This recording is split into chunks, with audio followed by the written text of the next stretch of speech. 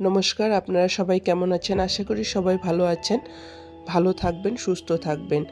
গরমে একটা ছোট্ট রেসিপি কি করব ভেবে এই যে ডালটা ভিজিয়ে রেখেছিলাম, ডালটাকে বেটে রেখেছি। ডাল বাটা দিয়ে, এটা মুসুর ডালটা ভিজিয়ে রেখে বেটে রেখেছি। তার সঙ্গে আমি গন্ধভাদাল পাতা বা গন্ধভাদুলি পাতা এই যে অ্যাড করে দেব। সুন্দর করে ধুয়ে রেখেছি। তারপর এটাকে আমি কুচি কুচি করে কেটে নিয়েছি। কাটার পরে এর সঙ্গে আমি অ্যাড করব স্বাদ মতো লবণ, পরিমাণ মতো হলুদ। তারপর দিব এখানে আমি পেঁয়াজ কুচি, লঙ্কা কুচি সব দিয়ে একসঙ্গে মেখে রেখে দিব একটুক্ষণ। আমি এই যে এটা আমি ডাল বাটা দিচ্ছি, মুসুর ডাল বাটাটা রেখেছিলাম সেটা আমি অ্যাড করছি একসঙ্গে।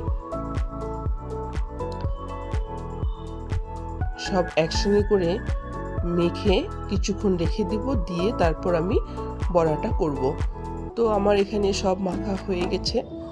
আপনারাও খাবেন গরমের দিন, খুব ভালো একটা রেসিপি। তো খেয়ে দেখবেন, ভালো লাগলে লাইক, কমেন্ট, শেয়ার করবেন। ভালো থাকবেন, সুস্থ থাকবেন।